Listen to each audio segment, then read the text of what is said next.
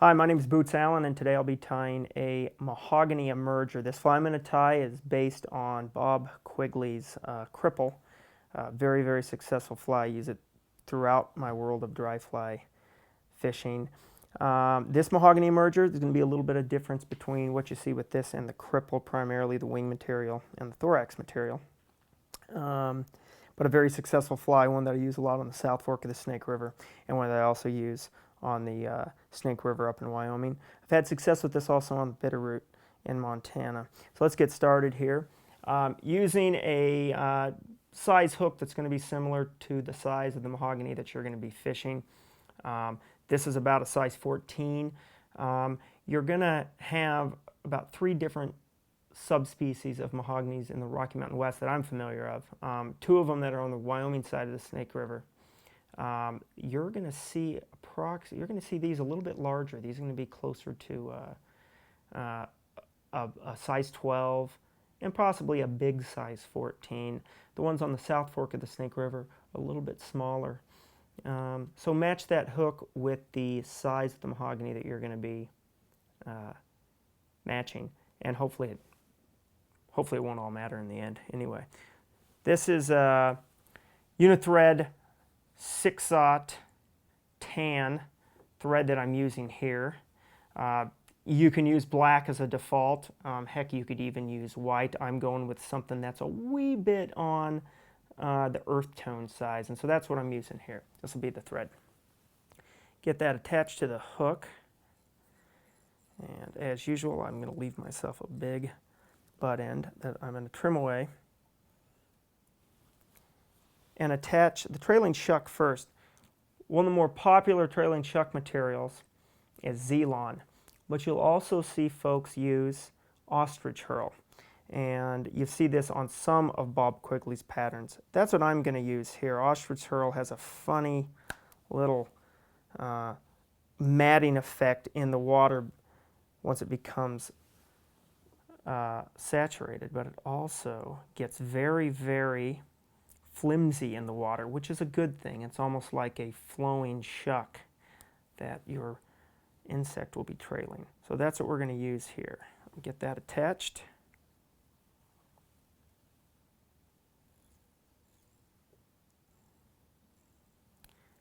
Pull it my way just a bit to shorten it up some, because it's a bit on the long side. That's about what we're looking at right there. Give this a quick trim. And there's your trailing shuck. Now your mahoganies are officially crawlers, but boy, they look like swimmers. So they got that kind of that bit of a tapered body. So you can see this is kind of a long shuck that we have here. This shuck is about almost the length of the body. Pull this forward now, the thread.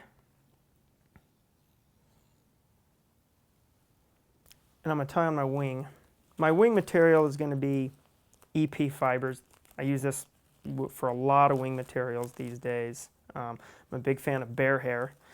But EP fibers is probably the next closest thing that I could use for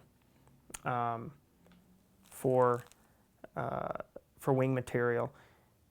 That's similar to bear hair, very translucent. Another great aspect of EP fibers, when you're casting it, it'll dry very, very quickly with the cast.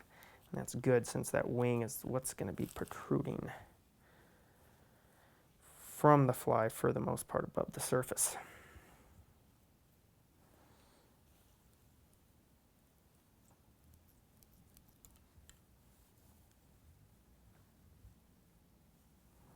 I'm going to leave a little bit of a gap right there. That gap will be where I'm going to finish off the thread, finish the fly off. All the material will be behind that gap. Bring this back a bit and trim that away.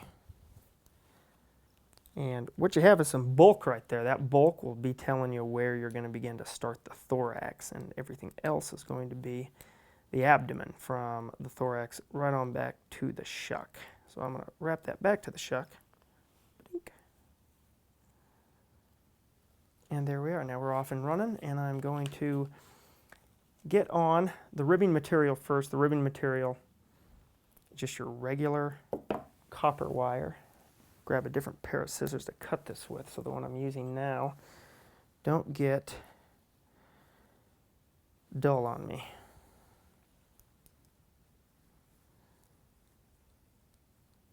Get that adhered to the fly, back to the shuck again.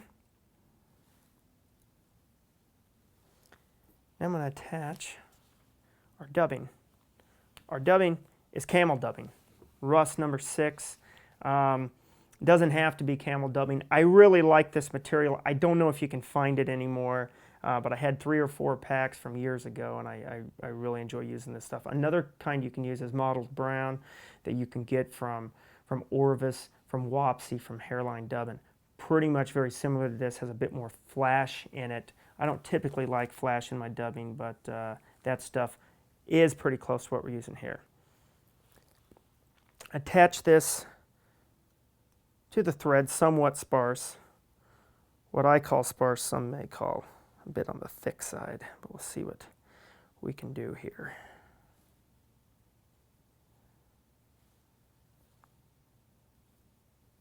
And you're not going too far forward, so you're not going to, you want it sparse, but you're not going to necessarily need a lot of it because you're only bringing it forward a wee bit.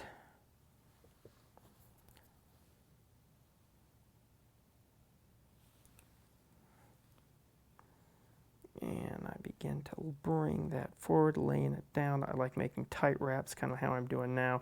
By tight, I mean a short thread. And that's where we're going to enter, is right there. Okay. Now I'm going to cross wrap that dubbing with the copper wire. You can also use gold wire here as well, if you wish.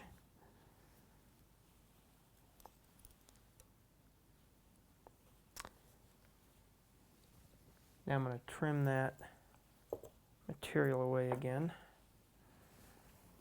that being the copper wire.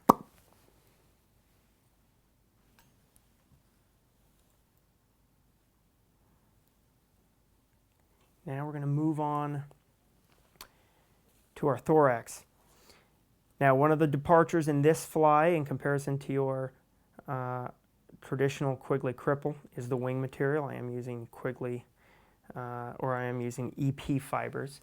Quigley basically used deer hair, very simple deer hair, very buoyant, and just a classic type of wing material. So that's one departure. The other departure is going to be your thorax material, and the thorax material I'm going to use is just a slim piece of 1/2 millimeter tan foam, stuff I really like to use. I'm going to trim this away, and cutting off a piece like that, I'm only going to be using, boy, probably less than half of that, but I'd like to have something I can wrap my fingers around.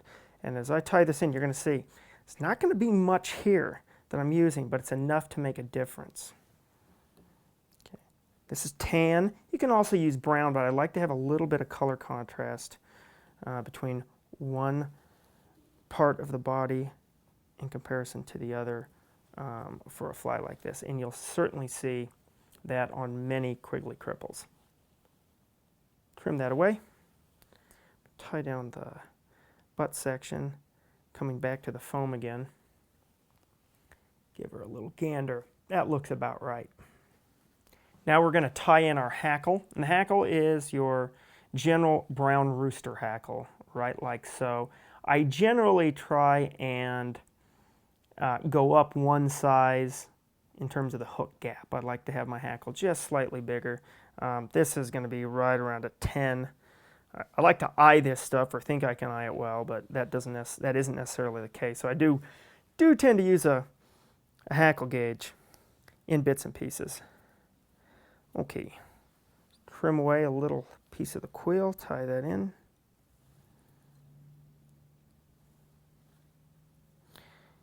I'm going to trim off that butt section as soon as I find her. There she is.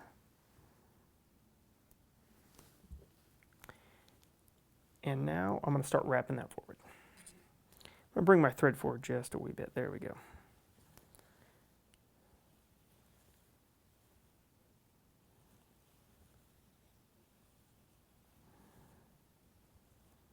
And that should do it there, and I like what I see.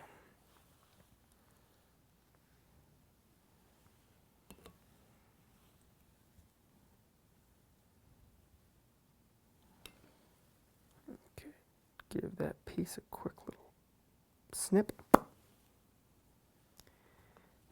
Now I'm going to bring this thread forward to the eye, and now I'll whip finish her quickly.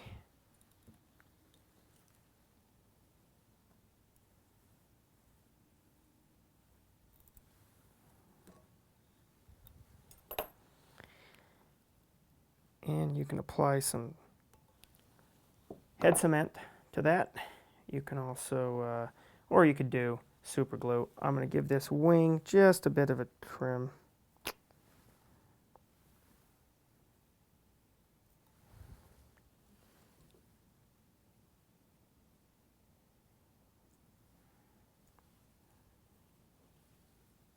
Clean this up at the bottom a bit.